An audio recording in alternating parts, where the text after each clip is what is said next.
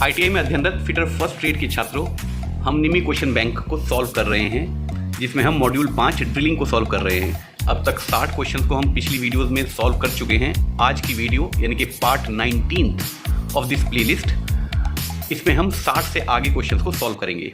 पहला question 61, what is the name of operation? इस operation का नाम क्या है? अगर आप इस चित्र में उल्टे हाथ की तरफ देखें, लेफ्ट हैंड साइड में, तो एक आपको ड्रिल्ड होल दिखाई दे रहा है और एक टूल उसके सिरे पर कुछ ऑपरेशन कर रहा है। उसने उस सिरे को सीधा सीधा बड़ा कर दिया है, मतलब ऊपर से होल को बड़ा कर दिया है ताकि किसी बोल्ट का सिलेंड्रिकल हेड आकर उसमें बैठ जाए। इसको हम काउंटर बोरिंग कहते हैं। अगर ये नीचे से बेवल्ड एज बना रहा होता है, यानी कि तिरछी सतह बना रहा होता है नीचे की तरफ, तो उसको काउंटर सिंकिंग कहते हैं। पर क्योंकि ये सीधी सीधी सतह बना रहा है, इसको हम काउंटर बोरिंग कहेंगे। इस प्रश्न का सही उत्तर होना चाहिए काउंटर बोरिंग, ऑप्शन डी सही है। पहला ऑप्शन ड्रिलिंग गलत है। ड्रिलिंग तो हम पहले ड्रिल से कर चुके होंगे। जो आपको बीच में छोटा सा एक छिद्र दिखाई दे रहा है, वो ड्रिलिंग के द्वारा किया गया है। स्पॉट फेसिंग तब कहते हैं जब हम इस सिरे के ऊपर, प्लेट के ऊपर सिर्फ उसकी एक सीट बनाते हैं ताकि वहाँ पर वाशर आके बैठ जाए, उसको स्पॉट फेसिंग कहते हैं। ये तो हमने गहरा कर दिया है, उसको गहरा इसलिए कर दिया ताकि हेड बैठ सके। और राइट साइड में आपको वो दिखाया भी हुआ है कि हेड सतह से ऊपर नहीं आ रहा है, तो हेड को हमने अंदर बिठाया, या स्क्रू के हेड को अंदर बिठाया है। तो इसको हम स्पॉट फेसिंग भी नहीं कहेंगे। काउंटर सिंकिंग में आपको बता चुका, अगर नीचे से बेवल्ड होता तो काउंटर सिंकिंग होता। सही आंसर काउंटर बोरिंग है। Next question is 62, what is the reason if the drilled hole is larger than the drill size? यदि ड्रिल किया गया छेद ड्रिल के आकार से बड़ा है तो उसका क्या कारण हो सकता है? मतलब हमने ड्रिल किया और जो ड्रिल का डायमीटर है उससे भी बड़ा हमें छिद्र प्राप्त हुआ, इसका क्या कारण हो सकता है? ये हमसे सवाल में पूछा जा रहा है। पहला ऑप्शन है ड्रिल इज़ नॉट शार्प। अगर ड्रिल शार्प नहीं होगी तो उसकी जो सतह बनेगी, ड्रिल जो छिद्र की सतह बनेगी अंदर की, वो आपको साफ़ नहीं मिलेगी अगर आपका ड्रिल शार्प नहीं है। तो ये ऑप्शन तो गलत है, हमें तो होल का डायमीटर बड़ा मिल रहा है। दूसरा ऑप्शन है feed rate too high. Feed कहते हैं कि एक पूरा चक्कर काटने के बाद ड्रिल कितना नीचे गई है होल में, उसको फीड कहते हैं। तो अगर फीड आपने बहुत ज़्यादा की है तो आपकी ड्रिल गर्म होने लगेगी, जल्दी जल्दी घिसने लगेगी, लेकिन आपके होल के डायमीटर को बहुत ज़्यादा फ़र्क नहीं आता है उससे। Cutting speed is too high. अगर कटिंग स्पीड आपने बहुत ज़्यादा रखी तब भी आपकी ड्रिल गर्म होने लगेगी और उसकी कटिंग एजेस जो हैं वो कुंद होने लगेंगी। तो ये ऑप्शन भी सही नहीं लग रहा है। लास्ट ऑप्शन है unequal angle of cutting edge. अगर जो आपकी कटिंग एज है वो अनइक्वल एंगल बनी हुई हैं। इस बात को दूसरी तरह से अगर मैं समझाऊं तो जो आपका लिप है वो एक तरफ बड़ा और एक तरफ छोटा है। इस केस में आपका जो होल बनेगा वो ड्रिल के साइज से बड़ा बनेगा। ऑप्शन डी सही है। Next question is 63, what is the term the top surface joining the two sides of thread? चूड़ी के दोनों सतहों को जोड़ने वाली शीर्ष सतह को क्या कहते हैं? उसको क्रस्ट कहते हैं। जहाँ पर आपकी चूड़ियों के दोनों फेस, उनको फ्लैंक कहते हैं। फ्लैंक जहाँ ऊपर आकर मिल रहे हैं, जो आपका हायर मटेरियल लिमिट भी उसको कहते हैं, जो सबसे बड़ा डायमीटर होता है, मेजर डायमीटर भी कहते हैं उसको। तो उस पॉइंट को पूछ रहे हैं, उस शीर्ष स्थान को क्या कहते हैं? उसको क्रेस्ट कहते हैं। और जब ये फ्लैंक नीचे की तरफ मिलते हैं तो जो सबसे नीचे वाला बिंदु आपको मिलता है, जिस पे माइनर डायमीटर हम नापते हैं, उसको हम रूट कहते हैं। फ्लैंक ये दो सतह हैं जो ऊपर जाकर मिल रही हैं और नीचे जाकर मिल रही हैं, उनको हम फ्लैंक कहते हैं। पिच होता है दो बराबर बराबर रूट के बीच की दूरी, या दो क्रेस्ट की दूरी, या बराबर चूड़ी में किसी भी दो समान पॉइंट के बीच की एक्सिस की डायरेक्शन पर नापे जाने वाली दूरी, उसको पिच कहते हैं। तो इस सवाल में हमसे पूछा गया था कि जो सतह ऊपर जाके थ्रेड में मिलती हैं तो ऊपर वाले शीर्ष स्थान को क्या कहते हैं? उसको क्रस्ट कहते हैं। What we denotes in grinding wheel specification? प्रश्न में हमें ग्राइंडिंग व्हील की एक स्पेसिफिकेशन दे रखी है, उसमें लिखा है 32A 46H 8V। उसमें जो आखिर में V लिखा है वो पूछ रहे हैं कि ये क्या प्रदर्शित करता है? ये बॉन्ड का प्रकार प्रदर्शित करता है। V से वर्टिफाइड होता है, type of bond. Option A सही है, ये बॉन्ड को प्रदर्शित करता है। अगला ऑप्शन जो दे रखा है ग्रेड। ग्रेड रिप्रेजेंट होता है ये जो बीच में H लिखा हुआ है, हार्ड है, मीडियम है या सॉफ्ट है। ये A से लेके Z तक यहाँ पर कोई अल्फ़ाबेट लिखा होगा। A सबसे सॉफ्ट होता है और Z सबसे हार्ड होता है। तो हमें श्रेणी बताई जाती है इसमें कि ग्रेड, हमारे ग्राइंडिंग व्हील का ग्रेड क्या है, वो हार्ड है या सॉफ्ट है। हार्ड ग्रेड को कटिंग के लिए प्रयोग किया जाता है और सॉफ्ट को फिनिशिंग के लिए प्रयोग किया जाता है। एब्रेसिव, एब्रेसिव प्रदर्शित होता है जो 32 के बाद ए लिखा है। एब्रेसिव टाइप, वो एल्युमिनियम ऑक्साइड है तो ए लिखा होगा, सिलिकॉन कार्बाइड है तो सी लिखा होगा, डायमंड है तो डी लिखा होगा। और ग्रेन साइज़ बीच में जो 46 नंबर लिखा है उससे आपका ग्रेन साइज़ प्रदर्शित होता है। जैसे जैसे ये नंबर बढ़ते चले जाएंगे आपका ग्रेन साइज़ छोटा होता चला जाएगा, मतलब उसमें एब्रेसिव के जो ग्रेन या ग्रिट हैं वो महीन महीन हैं तो ये नंबर बड़ा होगा, मोटे मोटे हैं तो वो नंबर छोटा होगा।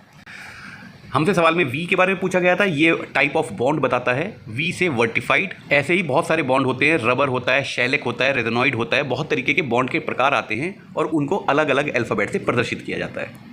Question number 65, what type of abrasive wheel is use for grinding die steel. Die steel को ग्राइंडिंग करने के लिए किस प्रकार के एब्रेसिव पहिए का व्हील का उपयोग किया जाता है। इसमें हम एल्युमिनियम ऑक्साइड का ग्राइंडिंग व्हील प्रयोग करते हैं। उसकी दो वजह हैं, एक तो एल्युमिनियम ऑक्साइड ग्राइंडिंग व्हील हम हार्ड मटेरियल, क्योंकि डाई स्टील, डाई जिससे डाई और पंच बनते हैं पावर प्रेस के, जिसमें आपकी कटोरियाँ बनेंगी, इस तरीके की जो डाइज होती हैं ना, वो जो डाई बनाने की स्टील है वो बहुत हार्ड होनी चाहिए, वरना बार बार कटोरी बनेगी तो घिस के वो साइज़ बड़ा नहीं हो जाएगा। तो उसको ग्राइंड करने के लिए हम aluminium oxide, white aluminium oxide वाले ग्राइंडिंग व्हील का प्रयोग करते हैं। एक तो एल्युमिनियम ऑक्साइड हार्ड मटेरियल और किसी भी फेरस मेटल के लिए हम प्रयोग कर लेते हैं। वाइट एल्युमिनियम ऑक्साइड का प्रयोग डाई स्टील में इसलिए भी करते हैं क्योंकि इससे फिनिशिंग बहुत अच्छी आती है, सिलिकॉन कार्बाइड से उतनी अच्छी फिनिशिंग नहीं आती, और हमें डाई स्टील से जब डाई बनानी होती है तो उसकी फिनिशिंग भी हमें बहुत अच्छी चाहिए होती है, तो इसलिए वाइट एल्युमिनियम ऑक्साइड इस प्रश्न का सही उत्तर है, option C. Question number 66, which term indicates the amount of bond present between the individual abrasive grains. कौन सा शब्द व्यक्तिगत अपघर्षक ग्रेन्स के बीच में मौजूद बॉन्ड की मात्रा को इंगित करता है। आपने अपनी लैब में ग्राइंडर को देखा होगा, पेडेस्ट्रल ग्राइंडर जो होते हैं, उसके ऊपर जो दो तरफ आपने व्हील भी लगे देखे होंगे, उन्हीं को हम ग्राइंडिंग व्हील कह रहे हैं। एक वाइट कलर का और एक ब्लैक कलर का आपने देखा होगा, या ग्रीन कलर का भी देखा होगा। उसके ऊपर जो दाने होते हैं जिससे कटिंग होती है उसको हम कहते हैं ग्रेन्स या ग्रिट्स, ठीक है। तो हमसे ये पूछा जा रहा है कि दो पास पास वाले जो ग्रेन्स हैं उनके बीच में कितना बॉन्ड है। बॉन्ड वो चीज़ होती है जो इन सभी ग्रेन्स को व्हील के ऊपर चिपका के रखते हैं, उनके बीच में कितना बॉन्ड है, ये नीचे दिए विकल्पों में से किसके द्वारा प्रदर्शित होता है, इंगित होता है। ग्रेन तो ग्रिट हैं, उनके बीच की दूरी पूछ रहे हैं कि उसके बीच में बॉन्ड कितना है। अगर ज़्यादा बॉन्ड होगा तो आप समझ जाएंगे ग्रेन दूर दूर होंगे, कम बॉन्ड होगा तो ग्रेन करीब करीब होंगे। उन दोनों के बीच में कितना बॉन्ड हमने लगाया हुआ है, हमसे ये पूछा जा रहा है। तो ग्रेन वो आंसर नहीं हो सकता।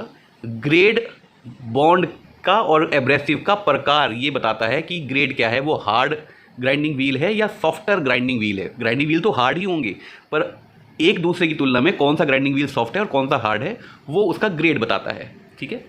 एब्रेसिव, कौन सा एब्रेसिव आपने यूज़ किया, वो एल्युमिनियम ऑक्साइड है या सिलिकॉन कार्बाइड है, उससे भी हमें ये नहीं पता चल रहा है कि कितने करीब करीब हैं और बीच में बॉन्ड कितना हमने डाला है, बॉन्ड कितना है दोनों ग्रिड के बीच में। स्ट्रक्चर, यस, ये इसका सही उत्तर है।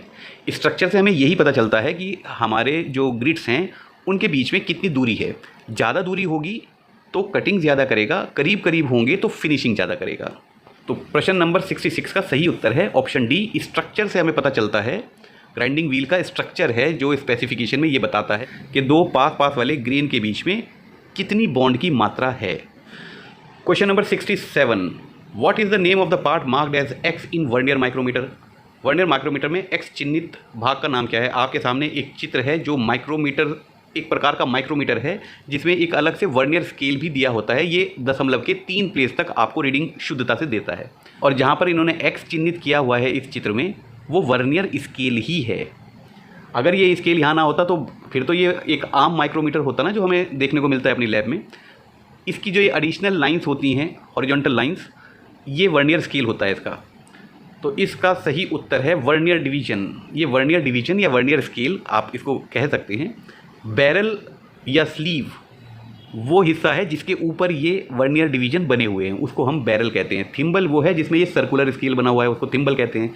डेटम लाइन, ये जो बीच में एक आपको सीधी हॉरिजॉन्टल लाइन दिखाई दे रखी है जिसमें हमारा मेन स्केल बना होता है, उसको हम डेटम लाइन कहते हैं। यहीं पर पूरा बंद होने के बाद ये डेटम लाइन सर्कुलर स्केल के 0 रीडिंग के सामने आनी चाहिए। इस प्रश्न का सही उत्तर है जो पार्ट आपको चित्र में एक्स के द्वारा चिन्हित किया गया है उसको हम वर्नियर डिवीजन कहेंगे।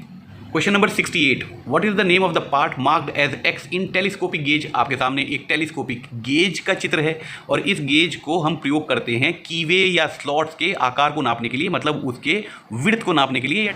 इसका प्रयोग करते हुए ऊपर से जब नॉब से हम इसको खोलते हैं डायमेंशन लेने के लिए, तो अंदर से ये जो सिलेंड्रिकल पार्ट है जिसको हम टेलीस्कोपिक लेग कहते हैं, ये बाहर निकलता चला जाता है। उसी पर इन्होंने एक्स द्वारा चिन्हित किया हुआ है, उसी को पूछ रहे हैं। ये टेलीस्कोपिक लेग है। दूसरा जो लेग है जिसके अंदर से टेलीस्कोपिक लेग निकलता है उसको हम फिक्स्ड लेग कहते हैं, और ऊपर स्केल पर हमें रीडिंग मिल जाती है कि ये कितना खुला है ये गेज। तो इसका सही उत्तर स्प्रिंग तो नहीं हो सकता, हैंडल तो ऊपर लगा होगा। Fixed leg right hand side वाले को कहते हैं, telescopic leg left hand side वाले को कहते हैं जो अंदर से निकल रहा है। तो इस प्रश्न का सही उत्तर है जो चित्र में एक्स द्वारा चिन्हित भाग है उसको हम टेलीस्कोपिक लेग कहेंगे। अगला क्वेश्चन है 69, what is the name of this tool. हम सब जानते हैं ये टूल क्या करने वाला है, ये काउंटर सिंकिंग करने वाला है। इस टूल का नाम है काउंटर सिंक टूल, क्योंकि इस टूल की शेप ही ऐसी है कि ये बेवल कर देगा सिरे को, जिस होल के सिरे पर हम इसको यूज़ कर रहे हैं उस होल के सिरे को ये बेवल कर देगा, ताकि काउंटर संक हेड वाला कोई स्क्रू इसके अंदर आके बैठे और उसका हेड सतह से बाहर ना निकले। इस प्रश्न का सही उत्तर है जो टूल आपको दिखा रखा है वो है काउंटर सिंक टूल। आज की वीडियो का last question, question number 70, what is the name of the angle marked as X in drill bit. जो एक्स द्वारा चिन्हित एंगल है उसका हमें नाम बताना है। इसको पॉइंट एंगल कहते हैं, जिसको 118 डिग्री रखा जाता है जर्नल पर्पज़ के लिए, पर अगर हार्ड मटेरियल में आपको ड्रिल करना है तो इसको 135 डिग्री कर सकते हैं। आमतौर पर ये 118 डिग्री रहता है। इसको हेलिक्स एंगल नहीं कहते। हेलिक्स एंगल ये होगा जो एक्सिस और हेलिक्स के बीच का कोण होगा, उसको हम 27.5 रखते हैं। वैसे उसको 25 से 35 कुछ भी रख सकते हैं आप। लीड एंगल हम आम तौर पर रीमर्स में रखते हैं, क्योंकि उसका नीचे का सिरा फ्लैट होता है तो उसमें एक लीड एंगल रखा जाता है। इसमें क्योंकि हमारे पास लिप होता है जो टेपर होता है, तो इसमें लीड एंगल हम ड्रिल में नहीं रखते हैं। पॉइंट एंगल इसका सही उत्तर है। Chisel edge angle, chisel edge angle वो होता है जो नीचे एक चिसल, आपको चिसल पॉइंट मिलता है, उसका और लैंड के बीच में जो भी आपका कोण बन रहा है उसको चिसल एंगल कहते हैं। हम पिछले किसी क्वेश्चन में चिसल एंगल को देख चुके हैं। इस चित्र में जो कोण आपको प्रदर्शित किया गया है उसको हम पॉइंट एंगल कहते हैं, जो 118 डिग्री रखा जाता है। ऑप्शन सी सही है। मुझे उम्मीद है कि आज के इन 10 क्वेश्चन में आपको कोई ऐसा सवाल नहीं रहा होगा जिसको समझने में थोड़ी परेशानी आएगी। फिर भी आपका कोई सवाल हो, आपका कोई संदेह हो, आपका कोई सुझाव हो इन वीडियोस के बारे में जो हम बना रहे हैं, तो कृपया कमेंट बॉक्स में लिखें। अगर आपको हमारे चैनल की वीडियोस के कंटेंट अच्छे लग रहे हैं तो इसको अपने दोस्तों के साथ शेयर करें, वीडियोस को लाइक करें, और अगर आप इस चैनल पर नए हैं तो कृपया सब्सक्राइब करें। परीक्षाओं की तैयारी करते रहें। Thank you very much for watching this video. Goodbye, stay safe.